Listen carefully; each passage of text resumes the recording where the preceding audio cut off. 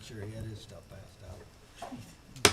Call this meeting to order, Stuart City Council special meeting, tentative agenda, Thursday, October 23rd, 2025, 5:30 PM, council chambers. Call to order. Kirkpatrick. Here. Russell. Here. Morgan. Kaba. Here. Agenda approval, need a motion. I'll make the motion to approve the agenda. Second. Moved and seconded. How do you vote? Kirkpatrick. Yes. Russell. Yes. Kaba. Yep. Okay, 3. Financial advisor, Chip. Right, evening everybody. So the handout that's in front of you, that it reviews kind of, there are two initial options.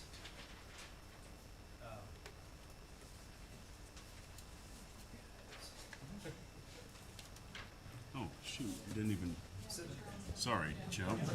Didn't even know that was big boy. gone. So there are two initial options, and I know I've talked to the chief briefly about this, and I've gathered what information I guess I could on what's assumed to be the budget changes. They're noted at the top of the page.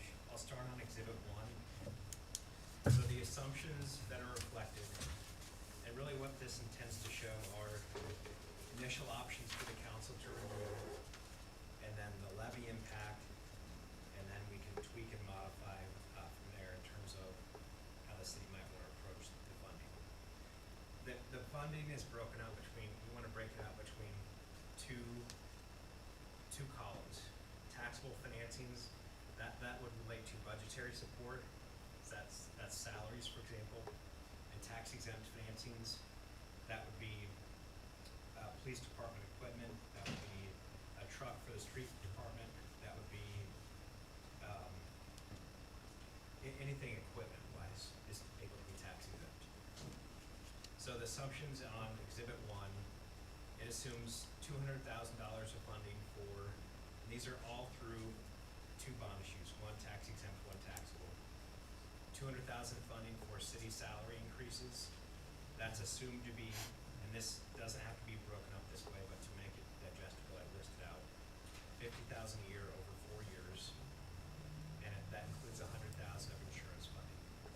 Item B at the top of the page, there's assumed to be 305,000 for the street department, 85,000 for a truck, 220,000 for tree removal.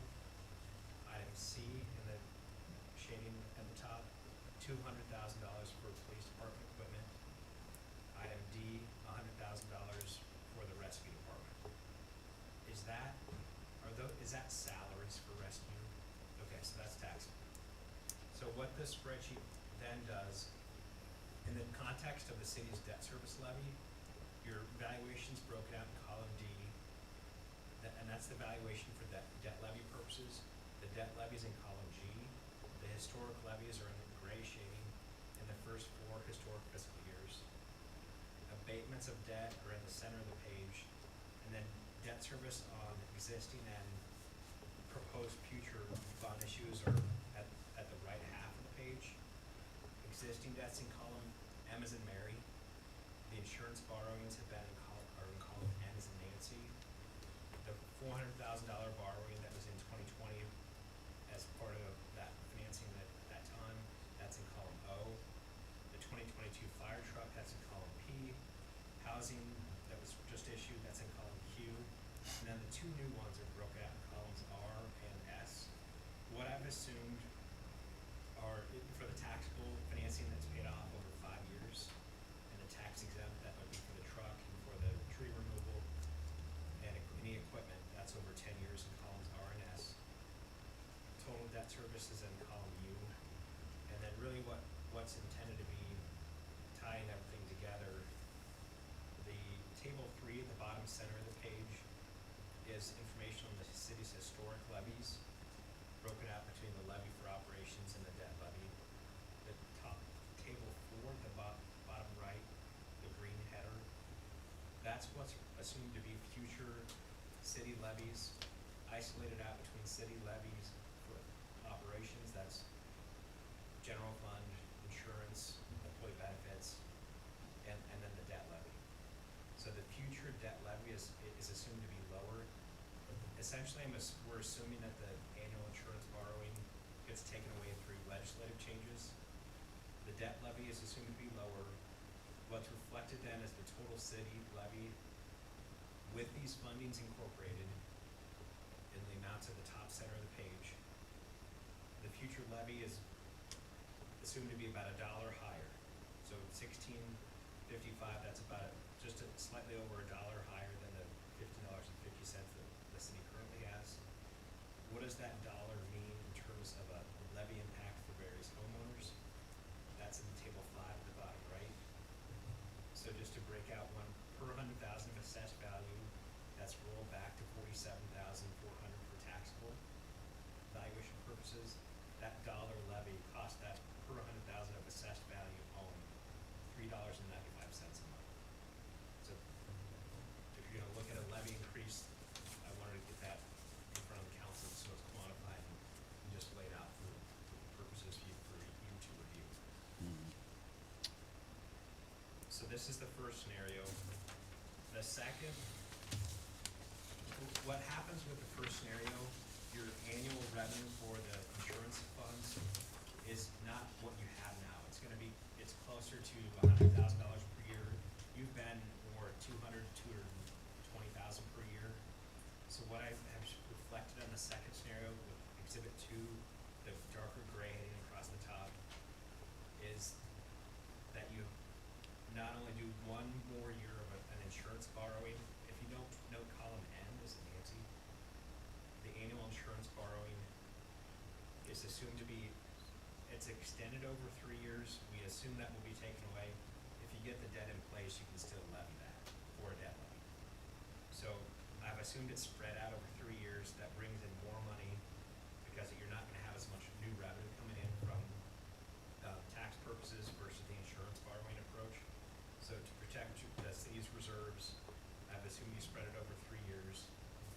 And the levy adjustments are noted in table 4 at the bottom right, reflecting this change. It's just how many years do you spread that insurance borrowing over as part of this concept. But I think, so this does not tend to use any of the COPS grant money, none of what the chief has described as a surplus from the police. This is new, separate, and additional funding for salaries, for equipment,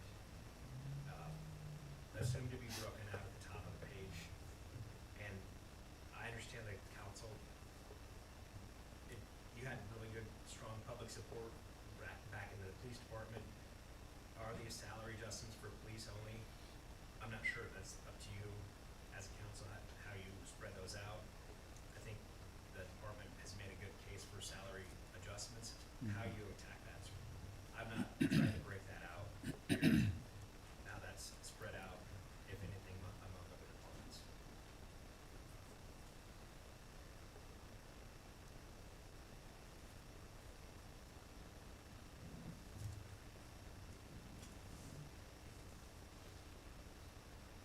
Kim?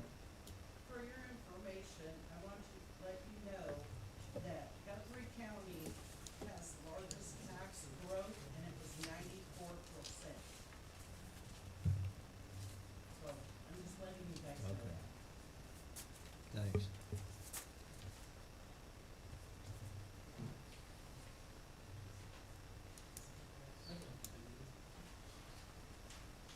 Hey, Kim, can I have you pull that blind down a little bit, please?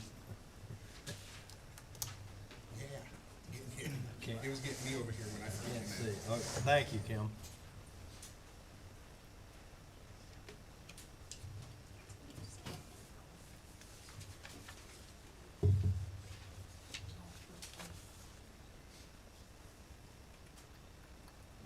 I think initially I just would emphasize, first of all, I thank you for the council for agreeing to get together on a special meeting, so that's appreciated. These are just some initial scenarios, and it's really, the time sensitivity is, if, I've talked to Ash, if the opportunity to do borrowings for the salaries, if that's taken away by the legislature next year, that becomes the time sensitive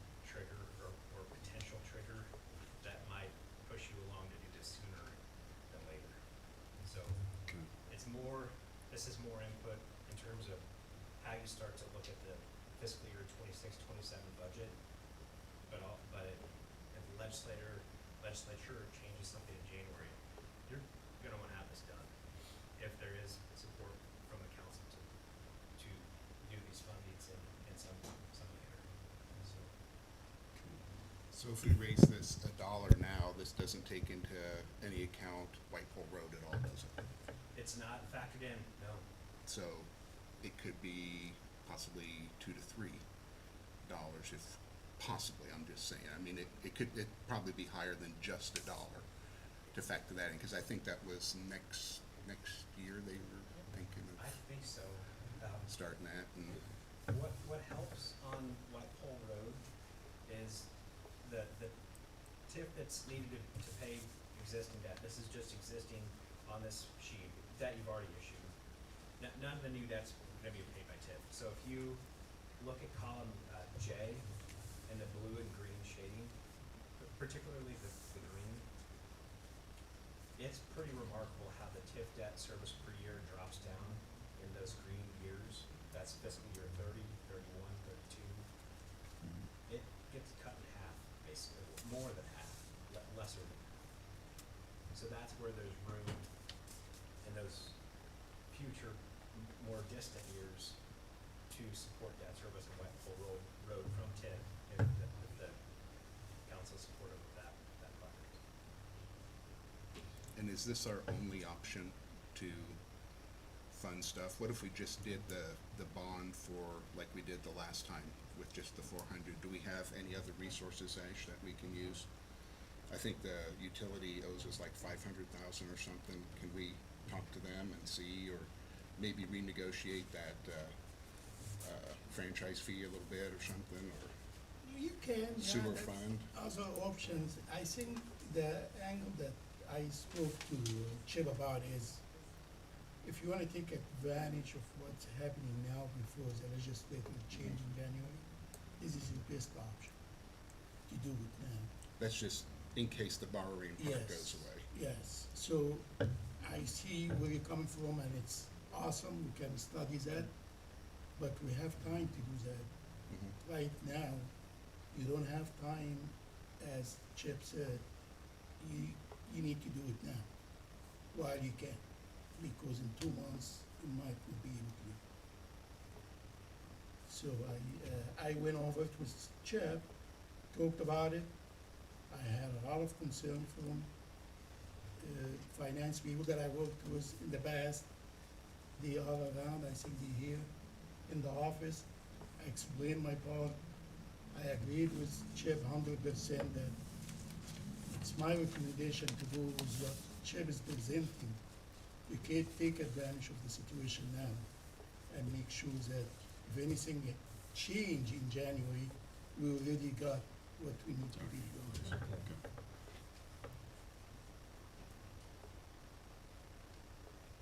So, what's the next step, Chip? So if the council is supportive, you could take action at your November meeting to set a public hearing date on financing. Yeah. If the council is supportive, you could set that up using the highest amount broken up between the tax exempt and taxable categories. You don't have to decide at that meeting necessarily the scope of what you're gonna do. That, they're just not to exceed or ceilings to go up to. If you wanna get the financing closed in December, I think you wanna look at a special meeting in late November.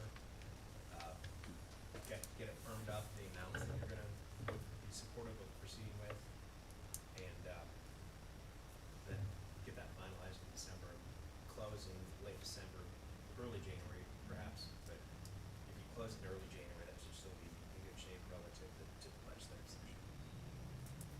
So you need a motion to get you to proceed tonight? Yeah, that would be helpful, and if you have limitations or parameters, those are welcome, but not necessarily needed.